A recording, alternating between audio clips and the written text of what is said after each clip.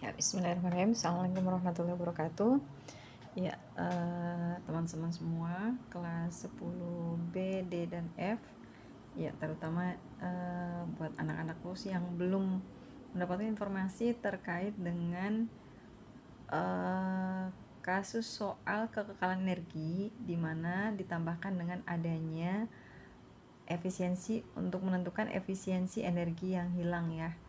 Nah, di sini ada salah satu kisi-kisi di soal esai, di mana yang kisi-kisi itu adalah esai kedua ya, esai kedua yang diberikan sebuah studi kasus tentang penerapan hukum kekal energi. Nah, kalian diminta untuk dapat menentukan nilai energi potensial pada ketinggian tertentu.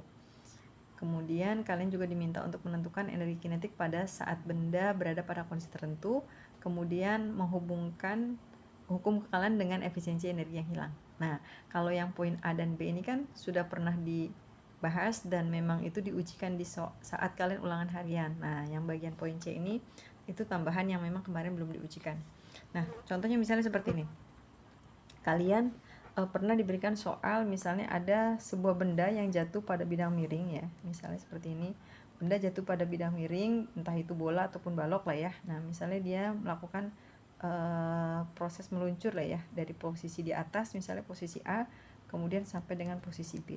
Misal di sini ada ketinggian H, kita anggap misalnya hanya adalah 5 meter gitu ya, 5 meter.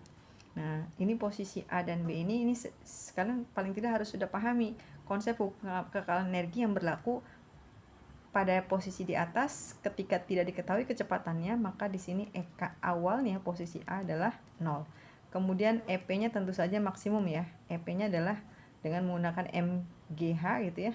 MGH di mana hanya hak ketinggian awal. Kemudian ketika di posisi B, ingat posisi B ini posisi terendah. Kalau di terendah itu berarti EP ketika di B adalah yang 0, tapi EK-nya yang maksimum. EK-nya itu sama aja dengan ketika EP di posisi awal. EK di B itu sama aja dengan EP di posisi waktu di A. Nah, ini kenapa begini? Ini sebenarnya kalian bisa selesaikan dengan menggunakan hukum kekal energi yang EM posisi di A sama dengan EM di posisi B. Nah, di mana EM itu adalah EP ditambah EK. Kalau di A berarti ini A dan A ya, sama dengan EP ditambah EK. Ini B, ini B. Nah, kalau posisi di awalnya A ada, EK di awalnya 0, kemudian ke titik terendah ini 0 kan, ini 0, ini 0, tentu saja berarti kan EP di A sama dengan EK di B. Nah, ini gitu ya, seperti itu. Nah, bagaimana nanti kalau misalnya untuk poin yang ketika ada tentukan misalnya energi yang hilang misalnya ya, tentukan misalnya EK di B misalnya. EK di B kan harusnya sama aja dengan EPA ya. Nah, misal dengan kondisi di sini masanya A, misal posisi massa bendanya misalnya 1 kg. Nah, berapakah EP di B? EP di B berarti 0.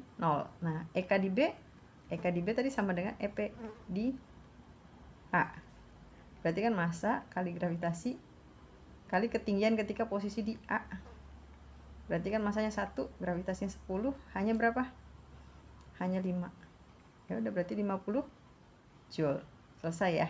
Nah, kalau misalkan cuma begitu, itu selesai permasalahannya. Ngitung EK di B itu ya sama aja dengan EP ketika posisi di A. Nah, kalau ada pertanyaan, tentukanlah misalnya EK di B jika efisiensi, ini tuh lambang efisiensi ya, yang kayak huruf N tapi panjang ya.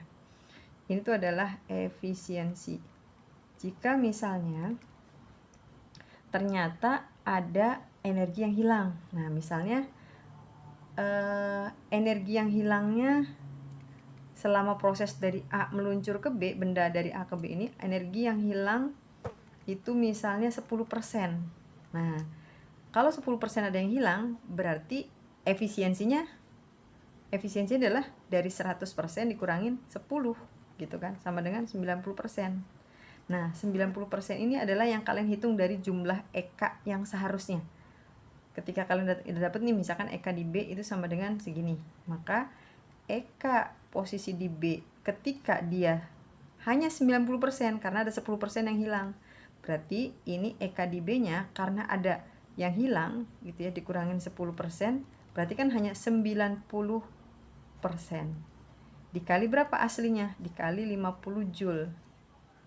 Nah, sehingga berarti 90 per 100 dikali 50. Berapa tuh? Ini coret, ini coret, ini coret, ini coret.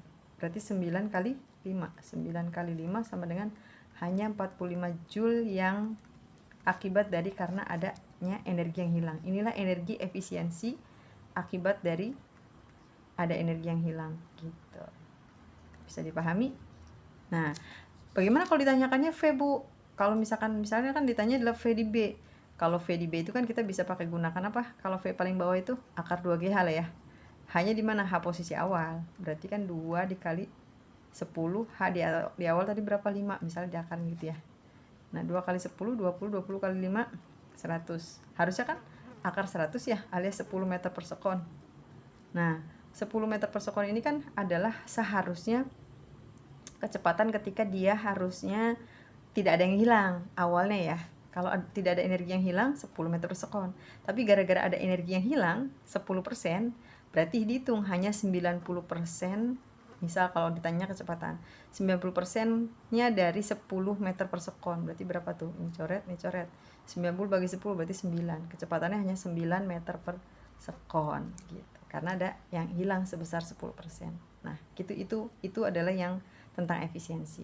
Semoga bisa clear ya untuk soal esai yang hitungan bagian kedua. Makasih. Assalamualaikum warahmatullahi wabarakatuh.